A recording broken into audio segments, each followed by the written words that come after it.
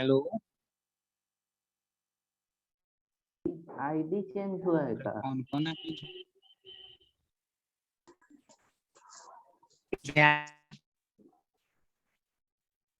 Prince भैया? हाँ बोलिए। क्या कर रहे हैं जी? क्लास स्टार्ट होने वाला है। कौन सो कर ही ना सर, अभी तक ना आए हैं। सर सेट कर देखो, सर आ गया है बोर्ड पे। सर आ गए हैं। कौन हूँ सर, दिखाइए ना मेरे को। नहीं अरे को सर पर पिन करो ना हो। सौर्या एकेडमी से जो लिखा है ना वही है। झूठो क्या बोला है रे सर, अभी आए कौन है?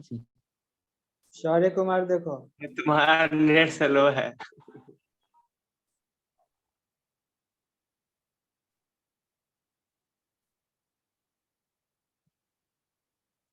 हाँ भाई।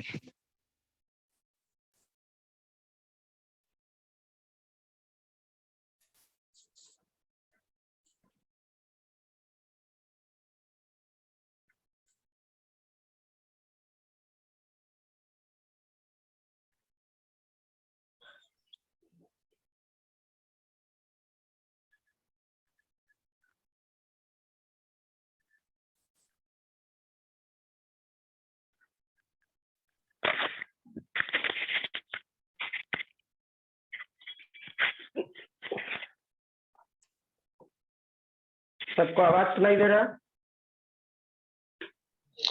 Yes sir, good morning sir. Good morning. ये पिछले वाले क्लास में यहीं पर थे हम लोग, रिलेटिव एंगुलर वेलोसिटी पर, है ना? और पिछले वाले क्लास में बोले थे कि एससीवी में प्रयास करना कि that is unit vector along radius और टेंजेंट। एक बार देख सकते बोले थे ये बात, है ना? वहीं से फिर से शुरू करते और वहीं से सीधे सीधे मतलब ऐसे समझ ले कि कहीं ना कहीं इस वाले पोर्शन में सर्कुलर मोशन का ये समझ ले, कर सकते हो, शुरुआत भी है तो एंड भी, मतलब एक सीक्वेंस में थ्योरी चले। क्लियर? तो बेटर है पहले आराम आराम से देख लेते हैं, उसके बाद चक्कर। मान लीजिए कि ये वाला पोर्शन क्या था? हाँ, टॉपिक के नाम के तौर पे लिख सकते हो unit vector along unit vector along radius and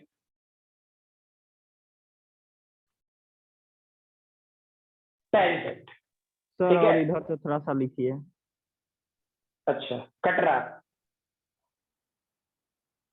sir दिख रहा है? Yes sir. ठीक है, वो कट जा रहा होगा, अब शायद देख लेना। ठीक। Unit vector along radius and tangent. इस वाले पोर्शन में क्या, एक सर्कुलर ट्रेजेक्ट्री ऐसा मान, ठीक है? ये वाला पार्ट वाई एक्सिस सोचो, ये वाला पार्ट एक्स एक्सिस सोचते हैं, ठीक है? रेडियस वेक्टर कौन सा हो सकता है? ये वाला। ठीक, ये एंगल क्या बना सकता है? थीटा। तो सोचो इसका इधर का कंपोनेंट क्या होगा? आर एक्स होगा, जिसकी वैल्यू होता आर कॉस थीटा। ठीक है, इधर की वैल्यू क्या होता? आर वाई, और ये डेटा होता आर साइन थीटा। ठीक है, सोचो वेक्टर आर को क्या लिख सकता हूं? आर कॉस थीटा आई क्या प्लस आर साइन थीटा जे के। ठीक है, अब सोचते हैं हम लोग कि अगर जो यूनिट वेक्टर का फॉर्मूला याद है तो क्या होता था? अगर जो आर का यूनिट वेक्टर चाहिए तो R vector divide by magnitude of R, ऐसा लिखते। ठीक, ये डेटा क्या होता, ये डेटा होता r cos theta I cap plus r sin theta J cap divide by magnitude और वेक्टर r के बराबर होगा। अब r तो सबसे कट जाएगा ऊपर नीचे, यानी फाइनल सॉल्यूशन होता cos थीटा आई कैप प्लस sin थीटा जे कैप। क्लियर है? अब सोचिए, इस P पॉइंट पर अगर जो तुम देख रहा होता एज ए ऑब्जर्वर यहां से खड़ा, तो रेडियस तो तुमको दिख रहा था, इस पॉइंट का डिस्टेंस कि कितना दूरी होगा, ठीक है। टेंजेंट क्या होगा, टेंजेंट हर हाल में टेंजेंट का डायरेक्शन इस तरफ होगा, ठीक है। क्लियर है? अब सोचो, ये वाला एंगल थीटा है, तो सॉल्व करता तो ये एंगल थीटा, तो ये एंगल थीटा, ये एंगल 90 डिग्री माइनस, तो रियलिटी में क्या ये वाला एंगल थीटा होता? क्लियर? अब सोचो, ये टेंजेंट थी, इसका इधर का कंपोनेंट क्या होता? इधर का कंपोनेंट p cos थीटा होता, ठीक है, और इधर का कंपोनेंट t sin थीटा होता। क्लियर है? ठीक है, यानी वेक्टर t अगर जो लिखते तो t sin थीटा लेफ्ट की तरफ है, यानी माइनस एक्स की तरफ, यानी माइनस t sin थीटा आई कैप होगा, और ये वाला पोर्शन ऊपर की तरफ पॉजिटिव वाई एक्सिस की तरफ, तो इसे क्या लिख सकते थे? p cos theta J cap, है ना। यूनिट वेक्टर चाहिए होता तो फील करो, t vector divide by magnitude of, तो इसे क्या लिख सकते थे? Minus t sine theta I cap plus t cos theta J cap divided by magnitude t के बराबर होगा, ठीक है। अब सोचें, इससे सॉल्व करेंगे तो डेटा क्या आएगा? माइनस साइन थीटा आई cap plus cos theta J cap, यही होता, ठीक है। तो हम लोग सिर्फ पकड़ने के लिए रखे कि यूनिट वेक्टर अलोंग टेंजेंट क्या है और यूनिट वेक्टर अलोंग रेडियस क्या है, ठीक है। अब खुद सोचो, कहीं ना कहीं ये ऑब्जर्वर इस P पॉइंट देखा है एज ए ऑब्जर्वर, ठीक।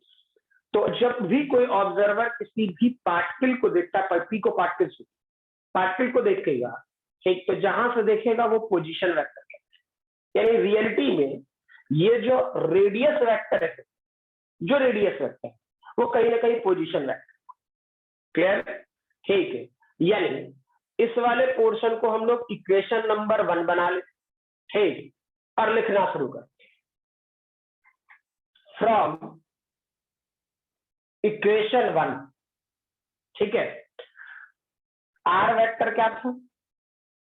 आर वेक्टर था r cos थीटा आई cap plus r sin theta जे कैप।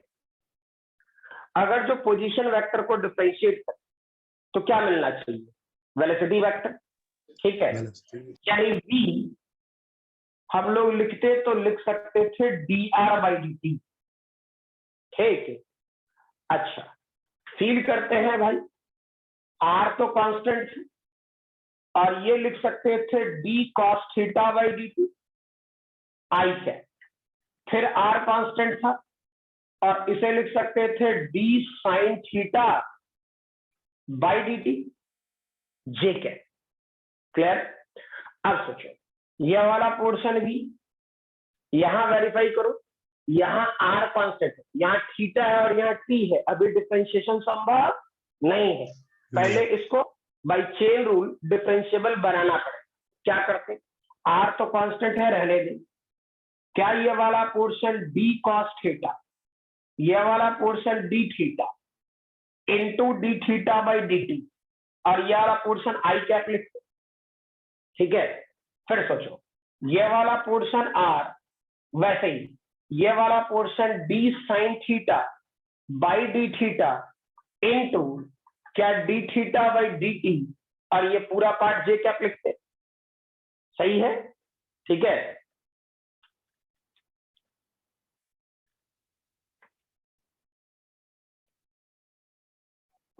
ठीक, अब फर्दर सोचिए, इस वाले पोर्शन में क्या होता, इस वाले पोर्शन में वेलोसिटी वेक्टर, सोचो R constant, D theta by D T को क्या ओमेगा लिख सकता था, यानी इसको ओमेगा आर, और कॉस थीटा का डिफरेंशिएशन क्या माइनस साइन थीटा हो, तो माइनस साइन थीटा, आई कैप जैसे था वैसे रहने, ठीक है, प्लस, फिर सोचो ये वाला portion R constant, D theta by D T की वैल्यू फिर से ओमेगा, यानी ये वाला पार्ट ओमेगा और साइन थीटा का डिफरेंशिएशन क्या कॉस थीटा जे कैप होता।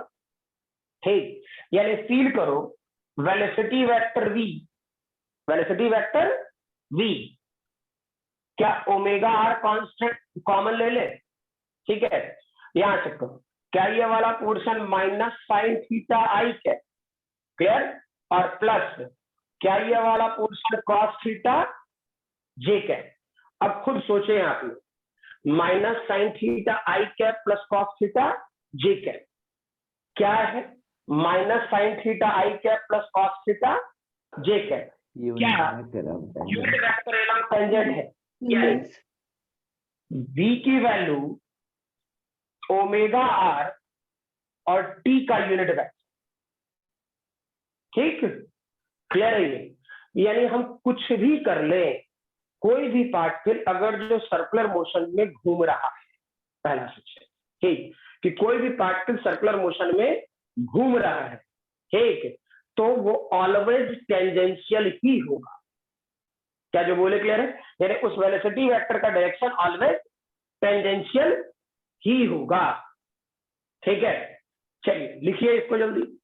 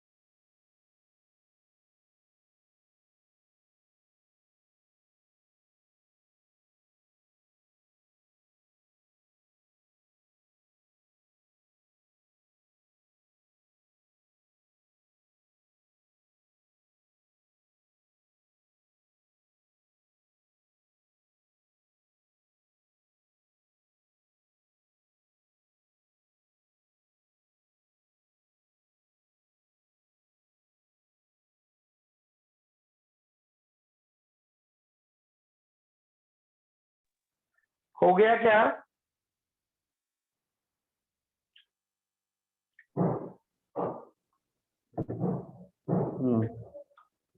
हो गया तो बढ़े आगे। नहीं सर रुकिए एक मिनट, नहीं सर, रुकिए जल्दी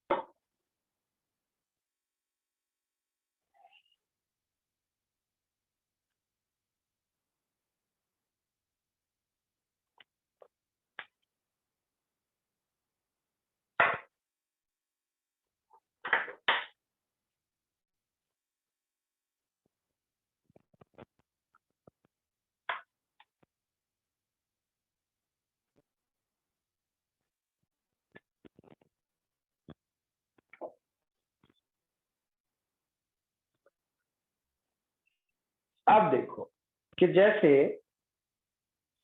सिमिलर पैटर्न में अगर जो हम लोग पोजीशन वेक्टर को डिफरेंशिएट किए थे तो हम लोग को मिला था वेलोसिटी वेक्टर, ठीक।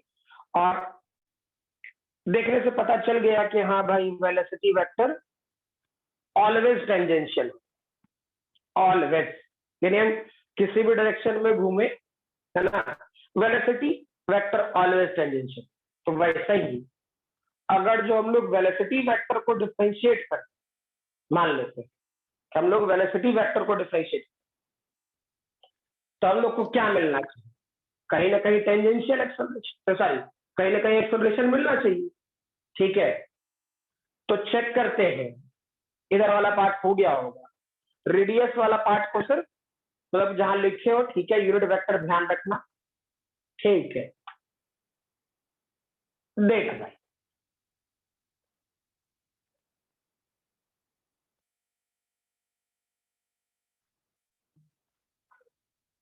मान ले वेलोसिटी वेक्टर, तो वेलोसिटी वेक्टर मेरा ये था, ये वाला, ठीक है।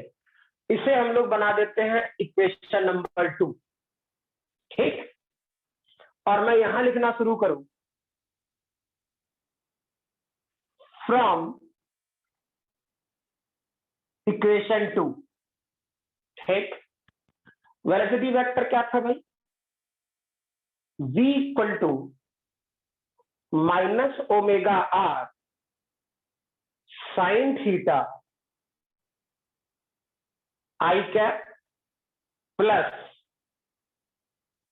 ओमेगा आर कॉस थीटा जे कैप, यही था, ठीक है। अब अगर जो हम इसे एक बार और डिफरेंशिएट, तो वेलोसिटी वेक्टर को डिफरेंशिएट करेंगे तो क्या मिलना चाहिए, एक्सेलरेशन वेक्टर, बेसिक फंडामेंटल, ठीक है। तो बेसिक फंडामेंटल पे अगर जो काम करें तो क्या हो रहा हो, सोचिए, ए वेक्टर को क्या लिखेंगे, डीवी बाई डी टी, और इसे एनालाइज करना शुरू करें। आर तो फिर कांस्टेंट बाहर निकालते, तो माइनस आर बाहर निकालते, और ये डी ओमेगा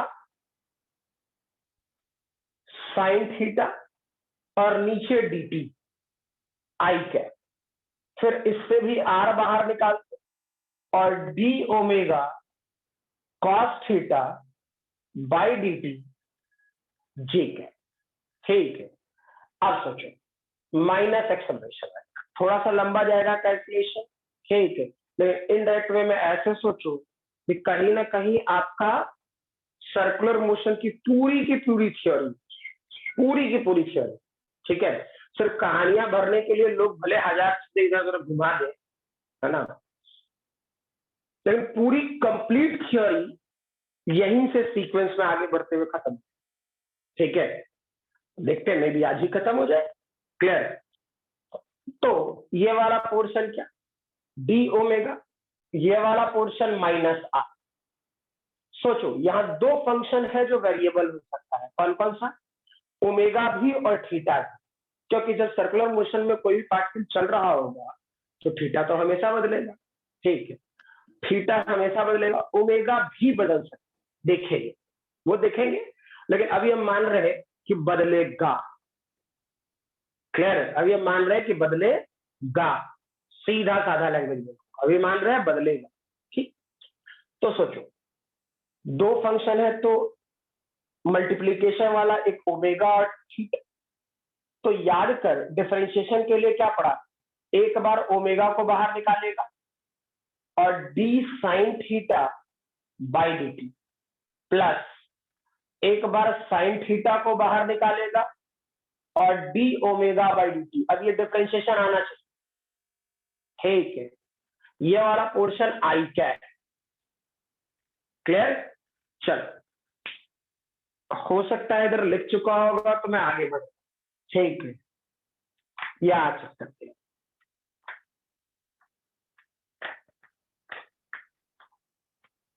जिसकी जरूरत है बस वो रहने दे रहा, फिर देखेंगे। अब इसकी भी जरूरत कहाँ है, ये वाला पोर्शन चेक करो, प्लस आर, ठीक है। यहां भी दो फंक्शन ओमेगा और थीटा, तो एक काम करते हैं, ओमेगा बाहर निकालते, D cos theta by D T, differentiation practice खूब कराए थे, cos theta D omega by D t, और ये पूरा पार्ट ठीक है, ठीक है। अब सोचिए ये माइनस आर, यहां सोचो यहाँ थीटा है और यहाँ टी है, अभी डिफरेंशिएशन संभव नहीं है, डिफरेंशिएबल बनाना पड़ेगा। तो उसके लिए क्या करते, ये वाला पोर्शन ओमेगा, बाहर वाले पार्ट को नहीं छेड़ते थे, एज इट इज रहने।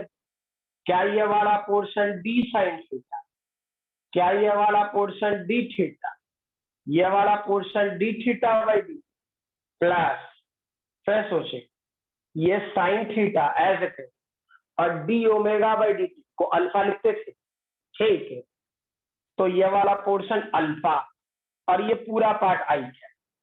फिर सोचो ये वाला पोर्शन क्या, आर, फिर से वही कहा, ओमेगा बाहर है नहीं छेड़ेंगे, यहाँ थीटा है और यहाँ टी है, अभी डिफरेंशिएशन संभव नहीं है, डिफरेंशिएबल बनाना पड़ेगा। तो बनाते हैं भाई, क्या ये वाला पोर्शन डी कॉस थीटा, यहाँ डी थीटा, यह वाला portion d theta by D T plus cos theta बाहर है नहीं छेड़े, और d omega by D T को क्या अल्फा लिख सकते थे, और ये पूरा पार्ट जी है, ठीक। अब सोचो क्या ये वाला पोर्शन माइनस आर, सोचो साइन थीटा का डिफरेंशिएशन कॉस थीटा, और D theta by D T की वैल्यू को ओमेगा लिख सकते, तो ओमेगा और ओमेगा, क्या ये वाला पोर्शन ओमेगा स्क्वायर लिखा है, ठीक, और साइन थीटा का डिफरेंशिएशन कॉस थीटा लिखा, यहाँ पे अल्फा है, तो क्या ये वाला पोर्शन अल्फा साइन थीटा है, ठीक, पूरा पार्ट आई है, plus similarly D theta by D T को ओमेगा और कॉस थीटा का डिफरेंशिएशन माइनस साइन थीटा, ठीक है। यानी आर एज इट इज रहने दे, क्या ये वाला portion minus omega square sine theta, और ये तो अल्फा कॉस थीटा जे कैप था, सही है ना। तो फील करते हैं क्या होता, क्या यहां पर माइनस ओमेगा स्क्वायर आ, यहां पर माइनस ओमेगा स्क्वायर, और इसको भी मल्टीप्लाई करेगा तो माइनस ओमेगा, क्यों ना minus omega square R common ले, कॉमन लेता तो कॉस थीटा आई क्या, कॉस थीटा आई क्या, और यहां से आता साइन थीटा जे क्या प्लस साइन थीटा जे क्या। अब सोचो यहां पे है अल्फा आर, ठीक, और यहां भी है अल्फा, दोनों जगह से अल्फा आर कॉमन ले, ठीक है। और सोचो यहां पे माइनस साइन थीटा बच जाएगा, यानी ये वाला पोर्शन माइनस साइन थीटा आई क्या, क्लियर, और यहां पर प्लस कॉस थीटा जे क्या, ठीक है, क्लियर है। अब तुम खुद सोचो क्या ये वाला पार्ट कॉस थीटा आई क्या प्लस साइन थीटा जे क्या, क्या यूनिट वेक्टर अलोंग रेडियस था, देख लें। Yes sir. क्योंकि मिटा दिया हूं तो ध्यान रखने के लिए कि हाँ पिछला एक्सप्लेनेशन आपको पता हो, ठीक है। तो क्या ये कॉस थीटा आई कैप प्लस साइन थीटा जे कैप यूनिट वेक्टर अलोंग, ठीक है, यूनिट वेक्टर अलोंग आपका रेडियस है, ठीक है। यानी मीनिंग ये वाला part minus omega square R और यूनिट वेक्टर अलोंग रेडियस, यानी एक रेडियस के सॉरी एक एक्सेलरेशन रेडियस के अलाउंग होगा, सर्कुलर मोशन, ठीक है। तभी तो आगे बात पढ़े, देखो काइनेमेटिक्स पढ़ लिए, ठीक है, उसके बाद जब एक्सेलरेशन पढ़ना शुरू करते हैं तब ना हम लोग फोर्स के बारे में पढ़ेंगे, ठीक। तो भाई कौन कौन सा एक्सेलरेशन लगेगा पहले ये तो पकड़ ले, उसके बाद है ना कुछ बात करेंगे। क्लियर? अब सोचो, ये वाला पोर्शन हो गया अल्फा, और चेक करना ये माइनस साइन थीटा आई कैप प्लस कॉस थीटा जे कैप, क्या यूनिट वेक्टर एलॉन्ग टॉन्जेंट? ठीक है, यानी ये वाला पोर्शन क्या लिख सकते हैं, अल्फा आर और टी कैप। ठीक, अब समझिए, ये जो ओमेगा स्क्वायर आर है, ठीक, इसी को हम लोग बोलते हैं that is centripetal acceleration. Centripetal बोल दो, या फिर इसी को रेडियल बोल दो। क्लियर? या फिर इसी को नॉर्मल एक्सेलरेशन, जो भी बोलने की इच्छा है। क्लियर? अब क्यों होगा नहीं होगा थोड़ी देर बाद, है ना, क्योंकि जैसे जैसे ये तो मैंने अभी मैथ्स सिखाया ना कि भाई मैथ्स का वैल्यू पहले पकड़ लेते, दिमाग में बिठा लेते। क्लियर? कि सेंट्रीपिटल एक्सेलरेशन की वैल्यू ओमेगा स्क्वायर आर। ठीक, पहले ये बात पकड़ लेते, उसके बाद तो फिर सिर्फ समझना रहेगा फिगर फिगर। ठीक है, मैथ खत्म हो गया कि भाई अब मैथ्स वाले पोर्शन में दिमाग में बिठा लो। अब ये नहीं कि हर क्वेश्चन में तुमको इतना करना है, नहीं, मेरा धर्म था कि मैं तुझे ये दिखा दूं कि एक एक्सेलरेशन रेडियस के अलाउ होगा, ठीक है, तो कहीं ना कहीं दूसरा एक्सेलरेशन, ठीक, यानी ये वाला, ये एक्सेलरेशन, ठीक है, इस एक्सेलरेशन को बोलेंगे टेंजेंट के अलाउ है, तो टेंजेंशियल एक्सेलरेशन। क्लियर? तो दो तरह के एक्सेलरेशन होंगे सर्कुलर मोशन में, पहला रेडियल यानी रेडियस के अलाउंग, ठीक है, और दूसरा टेंजेंशियल। ठीक है, समझ में आ रहा? रेस्ट अब पहले लिखो, इसके बाद आगे पढ़ो, आगे समझाएंगे, थोड़ा जल्दी लिखें, तब फिगर वगैरह से समझाना शुरू करेंगे तो पिक्चर क्लियर रहेगी कि हाँ भाई पढ़ना क्या था, करना क्या। ठीक है,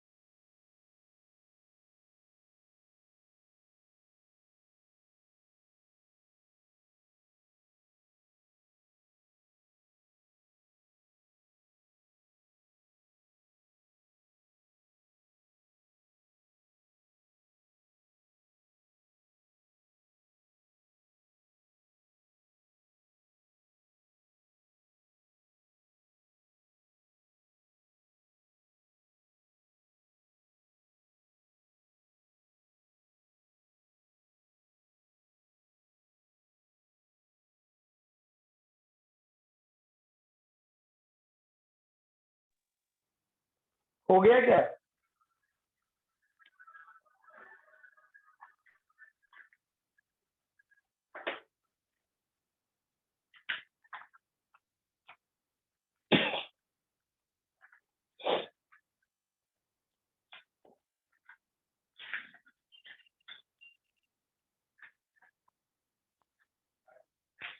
हो गया तो बढ़े। Yes sir. Yes sir. चलिए, अब ये ध्यान रखना कि ये डेटा मेरे पास था, क्लियर, और इसी डेटा से अब हम लोग को थ्योरी को आगे बढ़ा, क्लियर है? मतलब मीनिंग ये कि इनडायरेक्ट वे में बोल रहा हूँ, ठीक है, कि मैथमेटिकल कैलकुलेशन आपका एंड है, यानी मैथ अब नहीं बचा, ठीक है? क्या होगा नहीं होगा देख लेते, क्या दिक्कत है इस वाले पोर्शन में डील करना।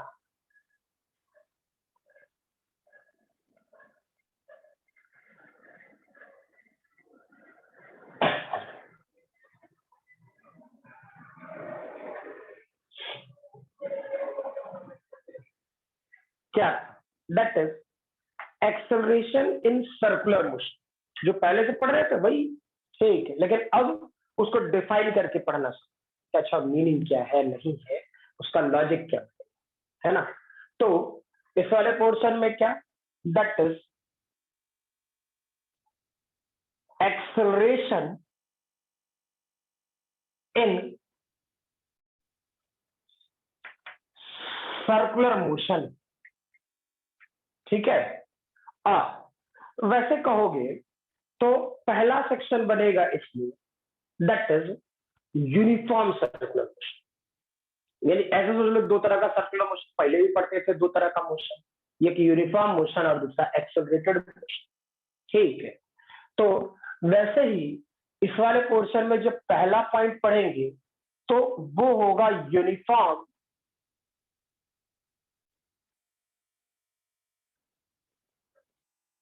सर्कुलर मोशन, ठीक? यानी यूनिफॉर्म सर्कुलर मोशन में क्या होता है, चेक करो कि जब हम लोग नॉर्मल मोशन की बात करते थे, तो नॉर्मल मोशन की बात करते हैं तो क्या पढ़ते थे? Velocity constant. यूनिफॉर्म मोशन में ही पढ़ते थे ना कि वेलोसिटी कांस्टेंट, ठीक? तो वैसे ही जब हम लोग यूनिफॉर्म सर्कुलर मोशन में पढ़ना शुरू करेंगे, यूनिफॉर्म सर्कुलर मोशन, तो क्या पढ़ेंगे? ओमेगा कांस्टेंट, क्योंकि यहाँ पे अरे जो काम वहां वेलोसिटी करता है वही काम यहाँ पर एंगुलर वेलोसिटी करता है, ठीक? तो यहाँ पे रियलिटी में क्या होगा, यहाँ पे ओमेगा की वैल्यू कांस्टेंट होना चाहिए, ठीक? तो ओमेगा की वैल्यू कांस्टेंट होना चाहिए, तो रियलिटी में अल्फा की वैल्यू क्या होना चाहिए? 0 होना चाहिए, क्योंकि D omega by D T he alpha constant है। तो कांस्टेंट टर्म को डिफरेंशिएट करेंगे तो एक्सेलरेशन की वैल्यू 0 मिलना ही चाहिए, क्लियर है? तो एक बात कंफर्म, सोचिए, अगर जो यूनिफॉर्म सर्कुलर मोशन होता, ठीक, तो ओमेगा तो है, यानी सेंट्रीपिटल एक्सेलरेशन है, क्या जो बोले क्लियर है? मतलब मैथ से देख लेना, फिर फिगर से भी समझा, ठीक है? यानी जब यूनिफॉर्म सर्कुलर मोशन होगा तो ओमेगा कांस्टेंट, ओमेगा का तो कोई तो वैल्यू होगा ना, कुछ हो, ठीक?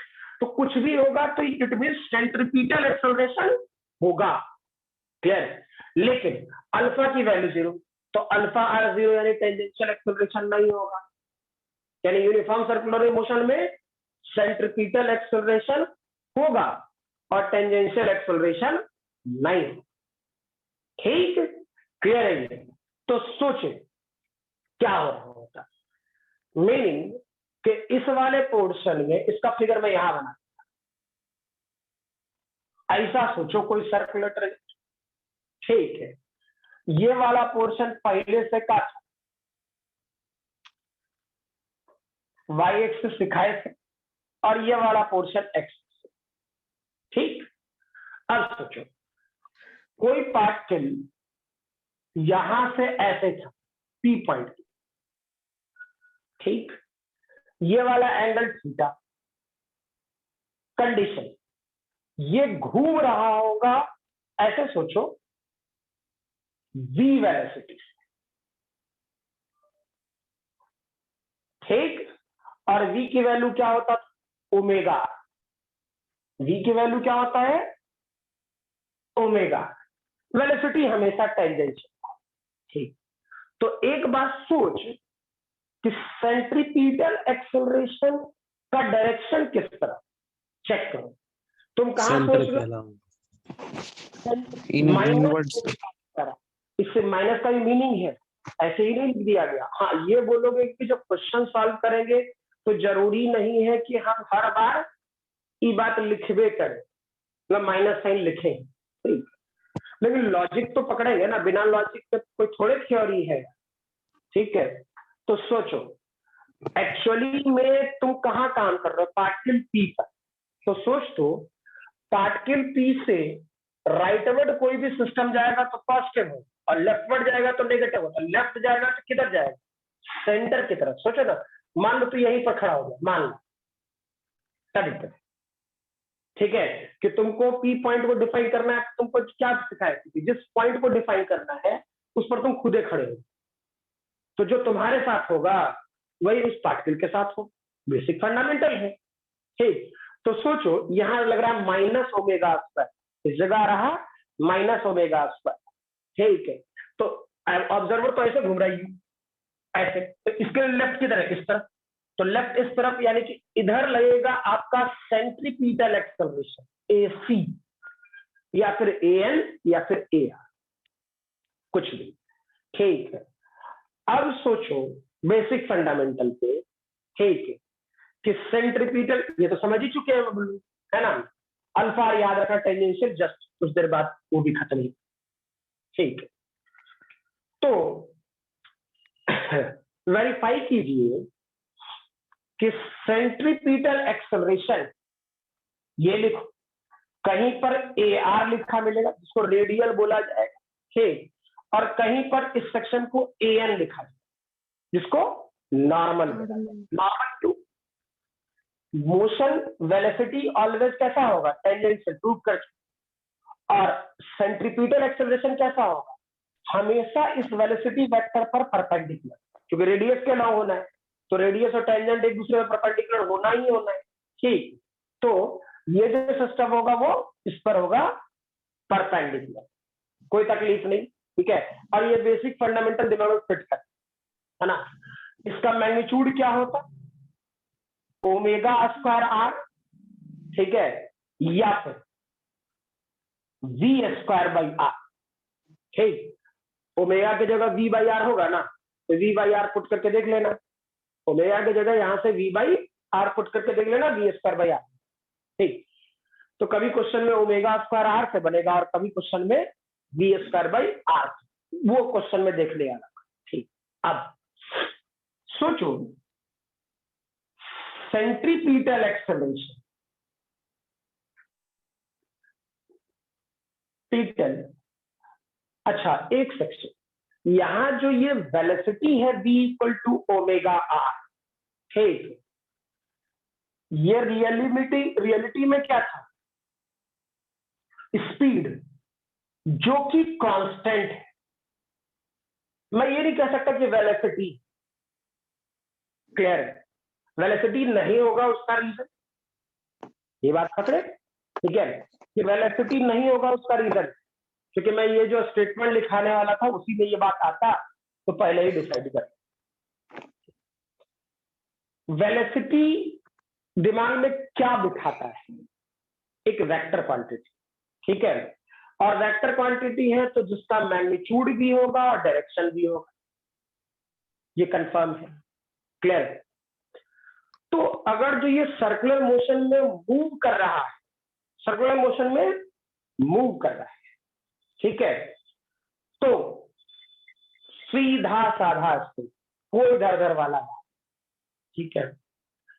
स्पीड तो है, कारण हर टाइम पे इसका डायरेक्शन बदल, तो ये वेक्टर क्वांटिटी नहीं हो सकता। जैसे मान लो कोई पार्टिकल सर्कुलर मोशन में चलेगा तो मोशन कैसा होगा, टेंजेंशियल, तो एक बार मान लो इसका डायरेक्शन इधर, फिर इधर, फिर इधर, फिर इधर, फिर इधर, फिर इधर, फिर इधर, तो हर बार तो डायरेक्शन बदल रहा है, हाँ या नहीं, क्योंकि मोशन का डायरेक्शन हमेशा टेंजेंशियल होता है। सर्कुलर मोशन में ये बात दिमाग में पहले प्रूव कर दिया है, अब तो मैथ पता है हमने।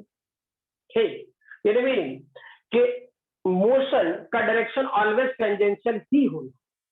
ठीक, लेकिन जब टेंजेंशियल तो ठीक है भाई, टेंजेंशियल होना है, डायरेक्शन पता है टेंजेंशियल, एक्सेप्टेबल, क्लियर। लेकिन जब बाहर से खड़ा होकर के ऐसे देख रहे हैं, अरे यार पहले इधर जा रहा था, फिर इधर आ गया, फिर इधर आ गया, यानी ऑब्जर्वर के पॉइंट ऑफ व्यू से जब बाहर से देखेंगे तो इसका मोशन का डायरेक्शन ऑलवेज चेंज होगा।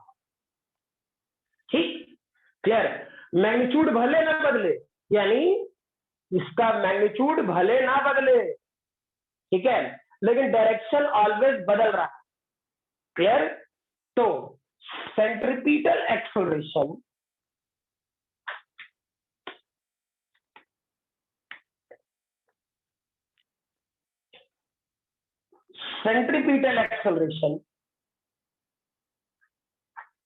develop सर यहाँ पे ऊपर में क्या लिखे sir? V equal to omega R to equal omega to speed पे इसका वेलोसिटी नहीं बोल सकते, क्लियर। वही तो अभी समझा रहे थे, वेलोसिटी और जो बोलेंगे तो डायरेक्शन, हाँ, तो डायरेक्शन चेंज हो रही है। हाँ हाँ बिल्कुल, डायरेक्शन चेंज हो रहा है, हर बार चेंज हो रहा है, हर इंस्टेंट टाइम के साथ चेंज हो रहा है, ठीक है। तो centripetal acceleration developed due to change in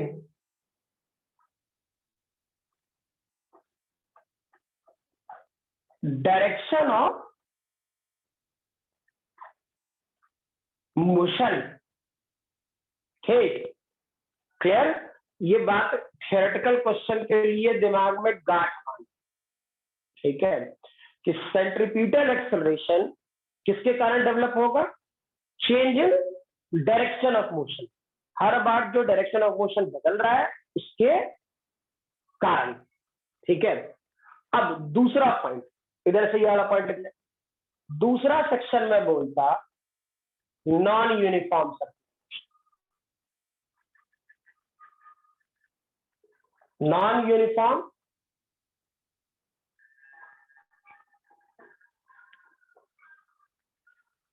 circular motion. ठीक, तो नॉन यूनिफॉर्म सर्कुलर मोशन के लिए फिगर सोचते हैं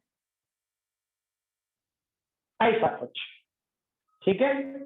ये वाला पार्ट समझ लीजिए वाई एक्सिस जैसे पहले बनाते, ये वाला पोर्शन समझ लीजिए एक्स एक्सिस, ठीक है। इस जगह मान लो पार्टिकल पी होता, समझने के लिए, तकलीफ देने के लिए बहुत जगह है, ठीक है। तो लॉजिकली पहले चीजों को वेरीफाई, तो मोशन कैसा होता था? मोशन ऐसा होता, ठीक। ये वाला portion v equal to omega R, acceptable, clear. और ये वाला पोर्शन यानी v equal to omega R होगा स्पीड, ठीक। लेकिन ये स्पीड कैसा हो? वेरिएबल, समझ में आ रहा था? यहां पे क्या था? वो कांस्टेंट था, उसका मैग्नीट्यूड कांस्टेंट। जब सही स्पीड की बात कर दी है तब तो डायरेक्शन का कोई मतलब ही नहीं, क्या जो बोले क्लियर है ना? ठीक है, यस सर। क्योंकि स्पीड जैसा ही हम बोल रहे तो हमारे दिमाग में एक कॉन्सेप्चुअल बैकग्राउंड खुद ब खुद डेवलप होता है। वो ये कि अगर जो हम लोगों ने स्पीड की बात की, ठीक है, तो स्पीड की बात की तो कहीं ना कहीं हम लोगों ने डायरेक्शन लेना भूल गए, सिर्फ मैग्नीट्यूड के बारे में। यस, समझ में आ रहा? ठीक, इसलिए मैंने यहाँ वेलोसिटी नहीं लिखा है, वेलोसिटी लिखूंगा तो 2 लाइन और जोड़ना पड़ेगा, क्लियर, कि इस वेलोसिटी का मैग्नीट्यूड कांस्टेंट है और डायरेक्शन हमेशा टेंजेंशियल, तो जबरदस्ती का। अगर जो मैं वेलोसिटी लिखूंगा, अब मान लो किसी को अगर इच्छा है वेलोसिटी लिखने का तो आप लिख सकते हो, उससे कोई प्रॉब्लम मुझे नहीं है, कोई परेशानी नहीं, ठीक। लेकिन उसके लिए क्या लॉजिक बनना चाहिए, क्या नहीं बनना चाहिए, वो चीजें ध्यान रखें, ठीक। सर्कुलर मोशन जितना न्यूमेरिकल के पॉइंट ऑफ व्यू से इंटरेस्टिंग बनेगा, ठीक है, उतना ही ये थियोरेटिकल पॉइंट ऑफ व्यू से भी इंटरेस्टिंग है और खूब क्वेश्चन पूछा गया है। ऐसा नहीं कि ये कहते हैं कि एक से दो क्वेश्चन नहीं, फिक्स नहीं है, खूब पूछा जाता है। ठीक है, अच्छा अब ये वाला पोर्शन स्पीड मेरा क्या था, वेरिएबल। तो भाई मैग्नीट्यूड तो था ना, ठीक, और डायरेक्शन भी बदल ही रहा, लेकिन अब यहाँ पे जो मैग्नीट्यूड है, ठीक है, या अगर जो गड़बड़ लगता है तो इस वेरिएबल का मतलब लिख देते।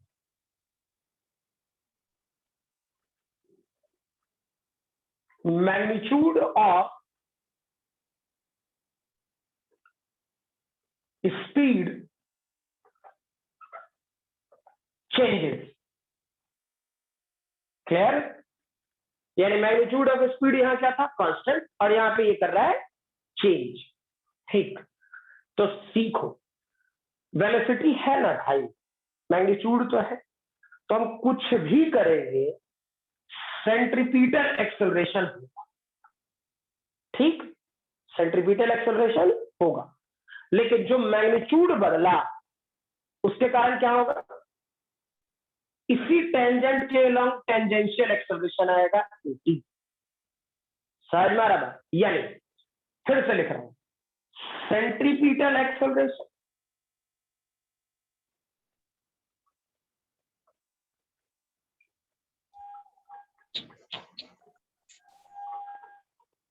acceleration developed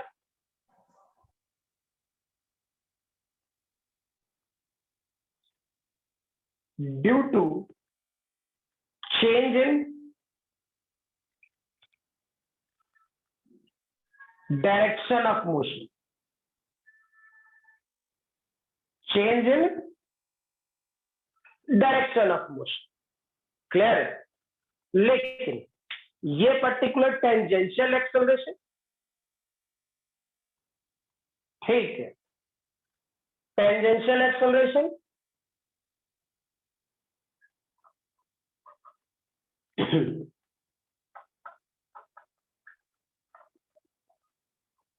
developed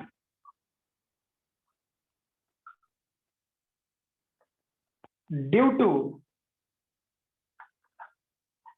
change in magnitude of speed। ठीक है, तो टेंजेंशियल एक्सेलरेशन किस कारण से डेवलप हुआ, इसका जो मैग्नीट्यूड चेंज कर रहा है उसके कारण, यानी डीवी बाई डी। क्लियर? और जो v कांस्टेंट हो जाता तो डीवी बाई डी की वैल्यू 0 होता है।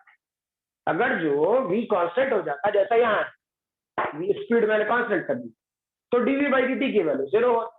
क्लियर? तो सोचो इस वाले पोर्शन में इत्मीनान से लिखना, गड़बड़ नहीं होना चाहिए, ठीक, क्योंकि बोर्ड पूरी भरी हुई है, किसके लिए कौन सा लॉजिक है, बिल्कुल एरो के साथ मैंने लिखा है। ठीक है, तो कोई भी सिस्टम होगा तो उस पर एक नेट एक्सेलरेशन काम है, और वो नेट एक्सेलरेशन किधर होता, दो एक्सेलरेशन लग रहा है तो नेट एक्सेलरेशन ये होगा ए। क्लियर? ये वाला एंगल क्या होता, थीटा। क्लियर? अब सोचो सेंट्रीपिटल एक्सेलरेशन, हाँ यहीं पे लिख देता हूं ना कि टेंजेंशियल एक्सेलरेशन, टेंजेंशियल एक्सेलरेशन की वैल्यू क्या लिख सकता था, 80। A2 को क्या लिखते हैं हम लोग, अल्फा, और इसी को क्या लिख सकते हो, dv बाई dt। ठीक है, अच्छा सेंट्रीपिटल एक्सेलरेशन के बारे में पता चलिए गया, दैट इज ये ओमेगा स्क्वायर आर होगा या फिर वी स्क्वायर। ठीक है, और अगर जो पूरा एक्सेलरेशन की बात करते हैं तो पूरा एक्सेलरेशन इसके लिए लिख दे रहा हूं, यहाँ पूरा एक्सेलरेशन क्या होता है a, और ये डेटा क्या होता है सेंट्रीपिटल एक्सेलरेशन का स्क्वायर प्लस टेंजेंशियल एक्सेलरेशन के स्क्वायर का रूट ओवर। क्यों? क्योंकि दोनों वेक्टर आपस में क्या होगा, एक दूसरे पर 90 डिग्री। क्लियर? समझ में आ रही बात? ठीक है, तो ये याद रखना थियोरेटिकल क्वेश्चन के लिए, फिर क्या दे रहे, गड़बड़ नहीं होना चाहिए। क्या सेंट्रीपिटल एक्सेलरेशन डेवलप हो रहा due to change in direction of motion. फिर बोल रहे due to change in direction of motion. Tangential acceleration develop हो रहा due to change in magnitude of speed, magnitude of speed. ठीक है, डायरेक्शन के कारण टेंजेंशियल नहीं डेवलप होता। ठीक है, डायरेक्शन के कारण कंफ्यूजन आता है स्टूडेंट में कहीं कहीं पर, अच्छा टेंजेंशियल तो सर तो डायरेक्शन है ना, नहीं। ठीक है, ठीक है, मोशन डिफाइन करने के लिए होगा टेंजेंशियल डायरेक्शन, सब ठीक है, लेकिन centripetal acceleration change in direction of motion के कारण आएगा, और tangential acceleration change in magnitude of speed के कारण। क्लियर? तो किसी में ये अगर जो ये कांस्टेंट है तो यूनिफॉर्म नहीं है, सबको पता है क्या करना है। ठीक है, चलिए फटाफट इसे लिखिए, फटाफट लिखिए।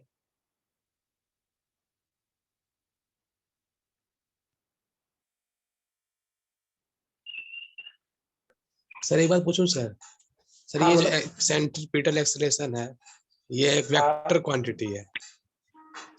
सेंट्रीपिटल एक्सेलरेशन, हाँ डायरेक्शन के चेंज होने की वजह से वेक्टर क्वांटिटी। तो और सर टेंजेंशियल एक्सेलरेशन सर क्या है, वेक्टर क्वांटिटी है कि नहीं है? बिल्कुल है, तब तो ये वेक्टर की वाला पार्ट को लिखा, अच्छा, तभी तो लिखा एक्सेलरेशन। ध्यान रखना जैसे जैसे लिखा हो, एक और वैसे है तो फिगर को अच्छे से बनाना। ठीक, मेरे पास जितना स्पेस था तो दोनों को एक जगह लिखना था मुझे, ताकि तुम लोग को फिगर पहले क्लियर कर पाए। ठीक है, तो इसलिए मैंने ऐसा रखा है। ठीक है, तुम लोग अपने अनुसार से मैनेज करते हुए लिख लेना कि ये ऐसा जाते हुए ये इधर, और तुमको और जो लगे कि हाँ भाई हिंदी में कुछ लिखने की जरूरत है, पूछ लोगे, बोल देंगे, ये कोई बहुत बड़ा बात नहीं है। ठीक है, लेकिन हाँ अपने लैंग्वेज में इसे समझ कर लिखना। बहुत बार थ्योरेटिकल क्वेश्चन पूछे गए हैं, इसलिए प्रिपेयर्ड रहो इसके लिए। लिखिए जल्दी, या स्क्रीनशॉट लो और आगे बढ़े। लिखेगा या स्क्रीनशॉट लेगा? लिखेंगे सर। अच्छा जल्दी लिखिए।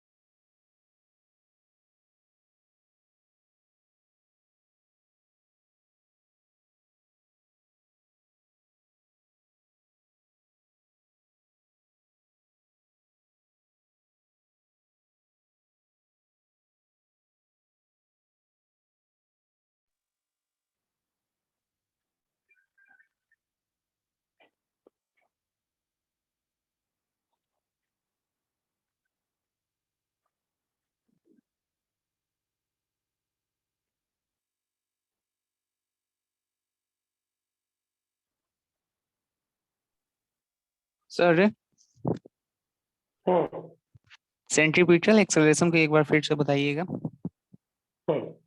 देखो, सेंट्रीपिटल एक्सेलरेशन क्या कर रहे होते? अच्छा, नीचे वाला पार्ट विजिबल है ना, जो मैंने ये लिखा है, centripetal acceleration develop due to, जो नीचे लिख रहा हूँ, जी जी जी सर। विजिबल है ना पूरा बोर्ड? Yes sir. मीनिंग ये कि देखिए, अच्छा सर बोलिए।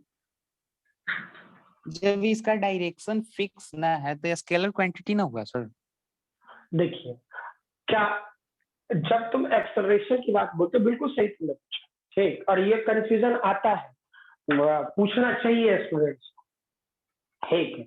और कहीं ना कहीं तुमने भी वही बात पूछी जो बालवीर ने पूछी, ठीक, कि जैसे अगर जो हम लोग एक्सेलरेशन की बात करते हैं किसी भी सेक्शन की, ठीक, तो एक्सेलरेशन हम जब भी बात करते हैं तो dv बाई dt, समझ में आना बात, ठीक है।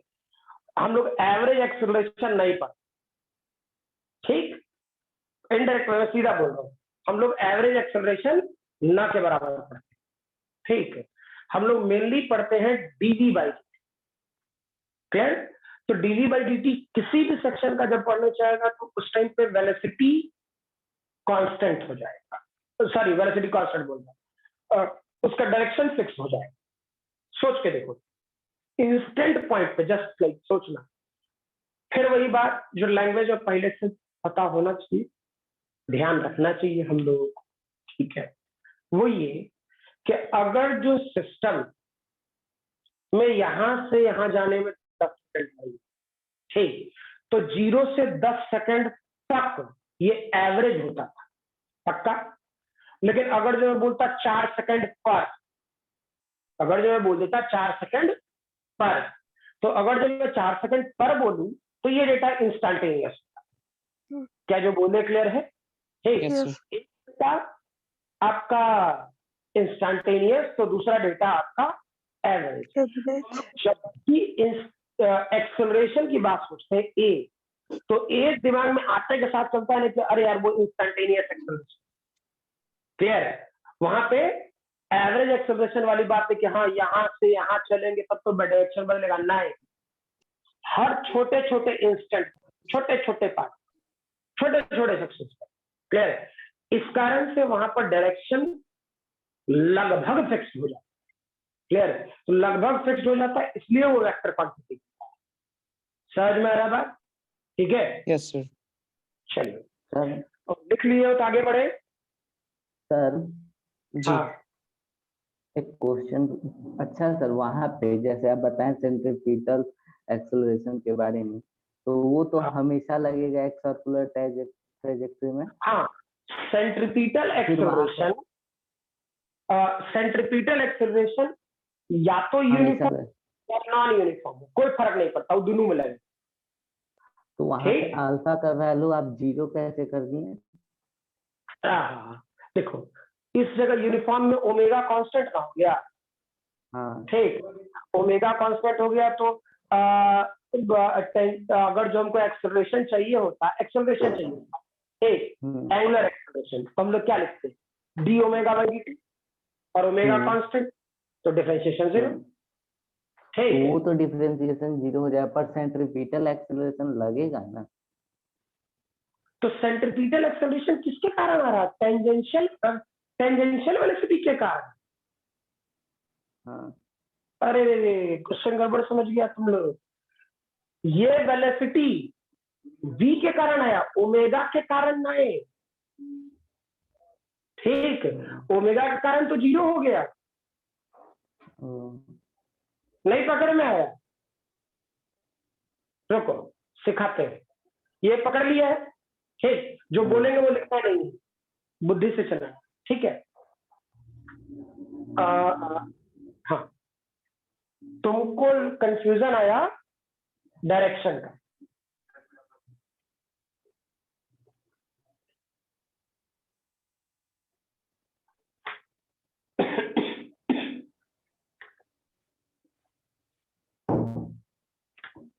देखो अच्छी बात है, यहाँ जितना दिमाग दौड़वा लोगे ना रोटेशन में उतना आसान होगा।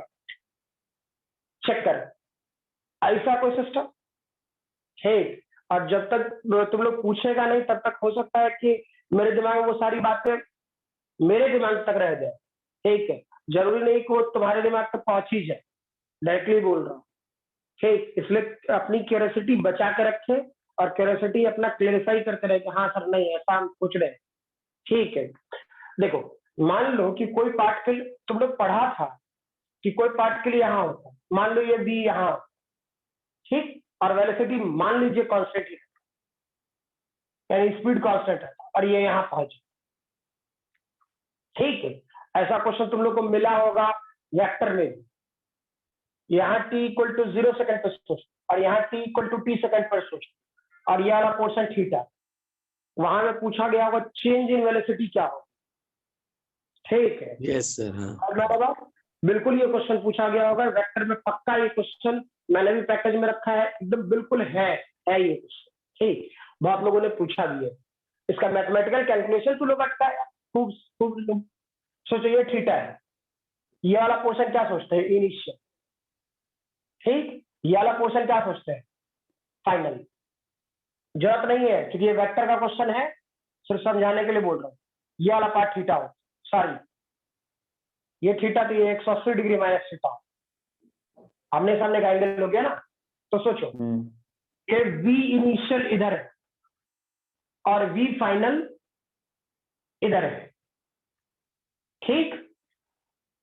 अच्छा, हम लोगों को चेंज इन वेलोसिटी चाहिए, तो चेंज इन वेलोसिटी के लिए क्या यूज करते हैं, फाइनल माइनस इनिशियल, ठीक। तो फाइनल ये है, इनिशियल ये, तो माइनस इनिशियल किधर आएगा, इधर आएगा। अच्छा, तो ये वाला एंगल कितना है 180 डिग्री माइनस थीटा, ठीक। यानी फाइनल और इनिशियल के बीच का एंगल 180 डिग्री माइनस थीटा। अब सोचो, तो चेंज इन वेलोसिटी होता तो क्या लिखता, सीधे सीधे मैग्नीट्यूड ऑफ दो वेक्टर v फाइनल और v इनिशियल, जिसका मैग्नीट्यूड दोनों का v और v, तो क्या लिखेगा v square plus v square plus 2v square और cos 180 डिग्री माइनस थीटा होता, हाँ ना। इसमें कोई प्रॉब्लम है? No sir. नहीं सर। अच्छा, अब मान लो कि यहां से यहां तक जाने में टाइम t लगे, यहां से यहां तक जाने में टाइम, इसको तो मैथमेटिकली कैलकुलेट करके जो लिखना लिखे, ज्यादा दिमाग नहीं लगा, ठीक। t इक्वल टू 0 से t equal to t time तक, अगर जो हमको एक्सेलरेशन चाहिए होता, तो क्या तू del v by del T लिखता कि नहीं लिखता? Yes sir. हाँ या ना? Yes sir. पक्का? यस। क्या इसका कुछ मैग्नीट्यूड आता कि नहीं आता? Yes sir. आने हैं, प्रूव कर रखा है यार, ठीक है। इसका सॉल्यूशन आता होगा ये 2v sin theta by 2। Theta by 2। Yes sir. हाँ yes sir, 2v sin theta by 2। समझ मारा? तो कुछ तो मैग्नीट्यूड आता ना। अच्छा, अभी तुम यहां से यहां ज्यादा दूरी में सोच रहा, क्लियर। लेकिन सोचो एक्सेलरेशन, तो इससे तुम बोलता होगा एवरेज एक्सेलरेशन, इसको बोलता होगा average acceleration, del V by del T करेगा। लेकिन इसी को limit del T tends to 0 और del V by del T, तो क्या इसे अरे हाँ यार, तो उस टाइम पे ये वाला जो पॉइंट होगा क्या बिल्कुल इसके नजदीक नहीं होगा, यहाँ नहीं होगा। Yes, del T tends to 0, तो ये ही ना, और यहाँ से यहाँ तक डेल टी सोच रहा है, तो ये डेल टी लगभग छोटा करता, तो इतना बड़ा भी आप तुमको दिखा रहे हैं किसके लिए, कि तुमको दिखे, रियलिटी में तो यहाँ होगा एकदम चिपका हुआ। यस, सही है ना, ठीक। तो हम जो एक्सेलरेशन तुम बोला कि सर डायरेक्शन तो बदल रहा है, इसे मान ले, ठीक। तो रियलिटी में हम लोग एवरेज एक्सेलरेशन नहीं पढ़ते पूरे फिजिक्स में, क्लियर। हम लोग रियलिटी में पढ़ते हैं इनडायरेक्ट वे में, सीधा सीधा इंस्टंटेनियस, ठीक। और इंस्टंटेनियस एक्सेलरेशन पे जब भी काम करेंगे तो कहीं ना कहीं आपका उस पॉइंट का वेलोसिटी, मैग्नीट्यूड, डायरेक्शन जो समझना है, ठीक, वो लगभग फिक्स्ड हो जाएगा। ठीक है, तो जब डायरेक्शन फिक्स हो गया तो कहा है ना उसका डायरेक्शन, ठीक है, मैग्नीट्यूड तो दे ही रहा है और साथ साथ डायरेक्शन फिक्स कर दे रहे, तो वेक्टर एयर क्वांटिटी हो जाएगा। क्लियर? चलिए इसके बाद यहां तक क्लियर हो गई बात है ना। इसके बाद आपका हम लोग को पढ़ना था कि दैट इज फोर्सेस कौन कौन से, एक सेंट्रीपिटल फोर्स और दूसरा सेंट्रीफ्यूज। ठीक, इसमें ऑलरेडी बहुत बार बता चुके, ज्यादा दिमाग नहीं लगा। देखिए क्या था,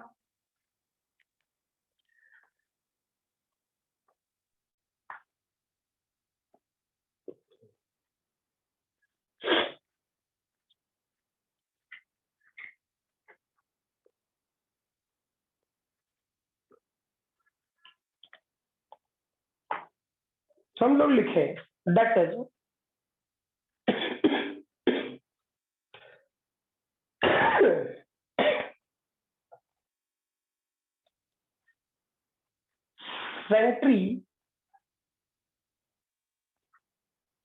सेंट्रीपिटल फोर्स। ठीक है, तो सेंट्रीपिटल फोर्स कब लगेगा, तो सेंट्रीपिटल एक्सेलरेशन होगा। ठीक, और सेंट्रीपिटल एक्सेलरेशन कब होगा, जब स्पीड का मैग्नीट्यूड कम। ठीक है, अब सोच लेना थ्योरी, अब इसमें बचा का, अब जैसे जैसे है सब में खाली जोड़ते जाए, लॉजिक बनाते जाए, खत्म किया। ठीक, लेकिन हाँ दिमाग में सेंट्रीपिटल एक्सेलरेशन कब आता है, टेंजेंशियल एक्सेलरेशन कब आता है, ये बात दिमाग में फिट रहना चाहिए। ठीक है, तो चेक करें सेंट्रीपिटल फोर्स के लिए क्या, और ये सेंट्रीपिटल फोर्स रियलिटी में क्या होगा, इनर्शियल फ्रेम। याद करना सिखाए थे inertial frame non inertial frame. ठीक है, तो ये रियलिटी में क्या होगा, इनर्शियल फ्रेम। और इनर्शियल फ्रेम में कब होता है सिस्टम, याद है, एक्सेलरेटेड और रोटेटेड फ्रेम में नहीं होगा। अगर जो एक्सेलरेटेड या रोटेटेड फ्रेम में होगा तो वो नॉन इनर्शियल। ऑब्जर्वर एक्सेलरेटेड या रोटेटेड फ्रेम में है तो नॉन इनर्शियल। क्लियर? और अगर जो ऑब्जर्वर क्या कहते हैं, एक्सेलरेटेड और रोटेटेड, एक्सेलरेटेड और रोटेटेड फ्रेम में नहीं है तो इनर्शियल फ्रेम। ठीक है, तो इस वाले पोर्शन में क्या हो, चेक कर, फिगर ऐसा पहले भी सिखाए हैं, इधर ऐसा, इधर। अब ये सिस्टम में कोई ब्लॉक घूम रहा होता मास m, ठीक, और ये ओमेगा से घूम रहा होता। ठीक है, ऑब्जर्वर बाहर होता तो क्या ऑब्जर्वर एक्सेलरेटेड फ्रेम में है, रोटेटेड फ्रेम में है, नहीं, नहीं सर। ठीक, तो कौन सा फोर्स, सेंट्रीपिटल। तो सेंट्रीपिटल के लिए फोर्स किधर लगेगा, अंदर की तरफ। ठीक है, यानी यहाँ पे अंदर की तरफ एक टेंशन लगता और साथ में एक सेंट्रीपिटल एक्सेलरेशन होता AC। ठीक, अच्छा, और ये सिस्टम मान लीजिए सर्कल में घूम रहा होता U। ठीक है, अच्छा, रेडियस चाहो तो यहां से यहां तक L ले ले। ठीक है, तो क्या लिखता, इस जगह पर रियलिटी में इक्वेशन जब सॉल्व करेंगे तो लिखेंगे T इक्वल टू MAC। ठीक है, और AC की वैल्यू क्या हो जाता है, T equal to omega square R या फिर ओमेगा स्क्वायर L। अब दूसरा सेक्शन होता सेंट्रीफ्यूगल फोर्स। ठीक है, तो सेंट्रीफ्यूगल फोर्स कैसा हो गया, non inertial.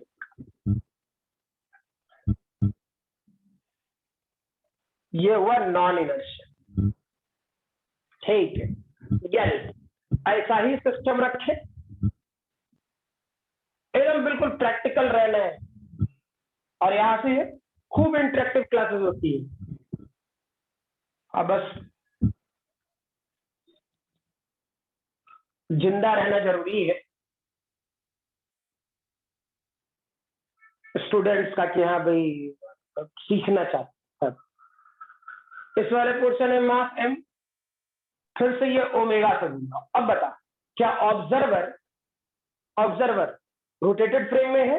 Yes yes sir. Sir. Yes sir. तो रोटेटेड फ्रेम में है तो सेंट्रीफ्यूगल, फ्यूगल। बाहर की तो तरफ ये वाला force। पोर्शन सर्कल में ऐसे घूम रहा होता,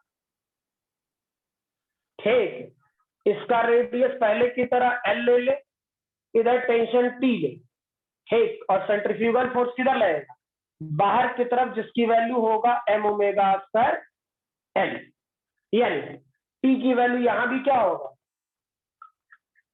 M omega square.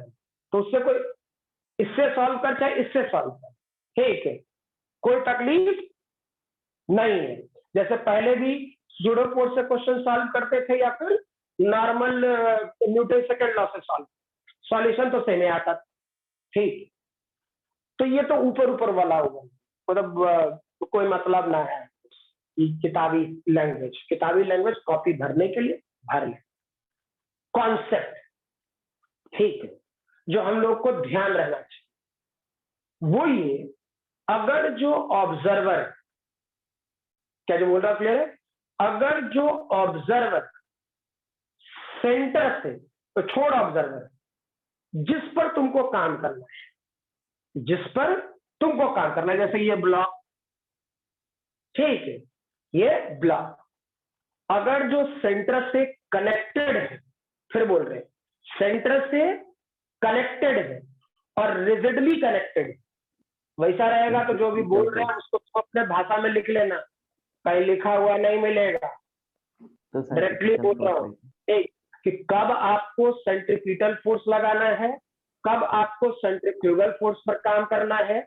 Newton laws of motion में नहीं हो है तो कोई दिक्कत नहीं है, बहुत ज्यादा कष्ट नहीं आता क्वेश्चन में, कहीं ना कहीं दूसरे ढंग से सॉल्व हो जाता है। इसमें तुम अगर जो नहीं पकड़े तो कभी कभी परेशानी हो सकती है और अच्छी भली परेशानी हो सकती है, ठीक। इसलिए बोल रहे हैं कि सेंटर से अगर जो जिस भी पार्टिकल पर तुझे काम कर, जिस भी पार्टिकल पर, मान लो यही ब्लॉक ऑफ सेंटर से रिजिडली कनेक्टेड कहने का मतलब रेडियस फिक्स्ड है, समझ में आ रहा बात, और बंधा हुआ देखिए, दो बातें बोला मैंने, सेंटर से रिजिडली कनेक्टेड कहने का मतलब रेडियस फिक्स्ड होना चाहिए, पहला। दूसरा बात, सेंटर से बंधा हुआ दिखना चाहिए, समझ में आ रहा बात, ठीक। तो सेंट्रीपिटल फोर्स लगाओ, ठीक है। फिर बोल दे रहे जिस भी पार्टिकल पर काम करना, अगर जो वो पार्टिकल सेंटर से रिजिडली दिखे, रिजिडली बंधा हुआ दिखे, तो रिजिडली कहने का मतलब दो बात, ठीक। रेडियस फिक्स होना चाहिए, पहला रेडियस फिक्स होना चाहिए, है ना, और दूसरा ये बात कि वो सेंटर से बंधा हुआ दिखना चाहिए, सेंटर से बंधा हुआ दिखना चाहिए, यानी नहीं जो मैं बार बार कभी क्लास में भी तुम लोग को बताया था कि मेरा हाथ पकड़ करके, ये दोनों हाथ पकड़ के सर्कल में घूमो, ठीक, घूमा सब है, ठीक, इसलिए इमेजिनेशन कर सकते। अब अगर जो सर्कल में पकड़ के घूमना शुरू करोगे, ठीक है, तो हमको इस बात का फील होगा कि तुम हमको पकड़ के अपनी ओर खींच रहा है, क्या जो बोले क्लियर है? तुम हमको पकड़ के अपनी ओर खींच रहा है, क्लियर, ठीक है। दूसरा, दैट इज, तुमको इस बात को फील होगा कि तुमको पकड़ के मैं अपनी ओर खींच रहा हूं, ठीक, और ये अपनी ओर खींचने का मतलब क्या, सेंटर के, और बंधा हुआ था तो सेंटर के इधर है, हमको पकड़ के तू अपनी ओर खींचेगा तो इधर खींचेगा बाहर, इस तरह, ठीक, यानी कि सेंटर की तरफ, क्लियर। तो हाँ, तो वो हम लोग का जनरली मैं एक कार्टून देखता हूँ इंटरेस्ट के साथ, मेरा इंटरेस्ट, ठीक, वो मोटू पतलू, क्लियर, कि कभी जरूरत पड़ गया तो पतलू का हाथ वो इलास्टिक है और वो पता लगा कि जरूरत पड़ा तो लंबा खींची, ठीक है। लेकिन अब हम लोग का हाथ तो उतना इलास्टिक है नहीं यार, ठीक, तो इलास्टिक नहीं है यानी फिक्स रहेगा, ठीक है। तो सेंटर फिक्स होना चाहिए, पहला डिस्टेंस फिक्स होना चाहिए, दूसरा सेंटर से बंधा हुआ दिखना चाहिए। हाँ, सेंटर से बंधा हुआ नहीं दिख रहा, सेंटर से बंधा हुआ नहीं दिख रहा, सेंट्रीफ्यूगल, सीधे सेंट्रीफ्यूगल, सेंटर से बंधा नहीं दिख रहा, centrifugal, just like normal signature की मीनिंग। अगर जो तुम्हारे कमर में, बुरा मत मानना, तुम्हारे कमर में रस्सी बांधे है ना, और तुम्हें खूब तेजी से यूं घुमाए ऐसे, क्लियर है, तो फील करना तुम्हारे बॉडी का टेंडेंसी ऐसा होता है, ठीक, तेरा हेड ये होगा और तेरा ये लेग पैर पीछे चला जाए, हाँ ना, होगा ऐसा। रीजन, मैंने कमर में रस्सी बांधा, तो कमर में रस्सी बांधा तो निकल गया आगे कमर ऐसी, ठीक। रीजन, इस पर फोर्स लगा सेंटर की तरफ, इस पर फोर्स लगा सेंटर की तरफ, लेकिन क्या सर और पैर रस्सी से बांधे हुए थे? नहीं, रस्सी से बांधे थे कमर, ठीक, तो कमर पे लगा सेंट्रीपिटल, ठीक, और तुम्हारे सर और पैर पर लगेगा सेंट्रीफ्यूगल, और इस पर लगेगा फोर्स बाहर की तरफ, ठीक है। अब कोई सोचेगा कि कौन पागल आदमी है कि कमर में रस्सी बांध कर कैसे घुमाएगा, ठीक है, रहने दे। घर में क्या कहते हैं, कोई छोटा बच्चा, ठीक, उसको लेकर के ऐसे सर्कल में लेकर यूं हाथ पकड़ के उसे यूं घुमाया होगा, ठीक। अब यहाँ पे स्पेस कम है, थोड़ा क्लियर स्पेस है, लेकिन और जो कैमरा पीछे करो तो मे भी बोर्ड की विजिबिलिटी थोड़ी खराब होती है, तो मीनिंग मान लो ऐसे पकड़ के घुमा, क्लियर। तो चेक करना, उसका हाथ तो तुमसे कनेक्टेड रहता है, लेकिन बच्चे का पैर निकल जाएगा बाहर, होता है ऐसा, ठीक। तो मीनिंग क्या है कि तुम्हारा हाथ बच्चे के हाथ से कनेक्टेड था, रिजिडली कनेक्टेड था, इसलिए सेंट्रीपिटल सेंटर की तरफ लगा, क्लियर।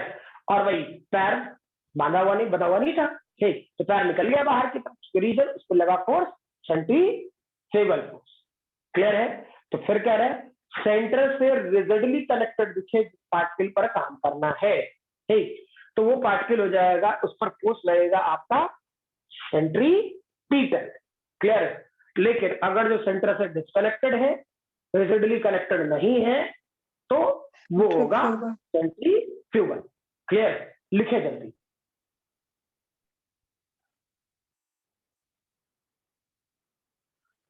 चलो, आज वाले क्लास में तेरा सेंट्रीपिटल सेंट्रीफ्यूगल खत्म, ठीक है।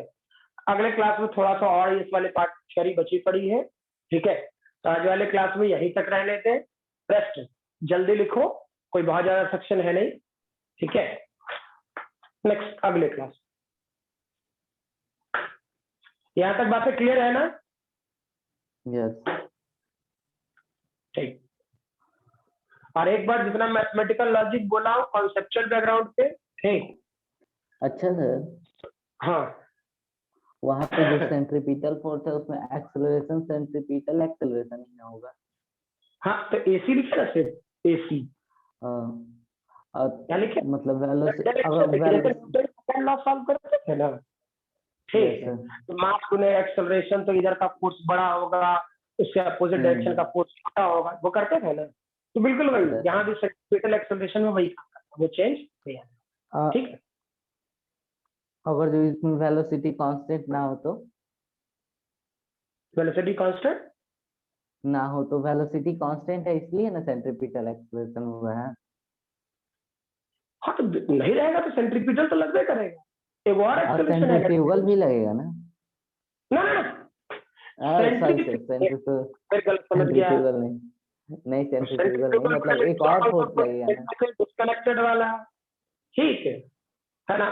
और पर नहीं एक और रहेगा फोर्स लगेगा ना, तो लगने हैं साथ में एक और टेंजेंशियल एक्स्ट्रा फोर्स। और, हाँ, ठीक है। तो वहां पे नेट फोर्स निकालने के लिए उसमें क्या करना पड़ेगा? क्वेश्चन आएगा तो बोले ना कि कॉमन एक्सेलरेशन ए लेकर के और root over AC square plus AT square, अब ए पता चलिएगा तो मास गुने एक्सेलरेशन कर दे, कौन बड़ा? यस यस, ठीक ठीक ठीक है। आज वाले क्लास में यहीं तक रहने दे, प्लस अगले क्लास, ठीक है।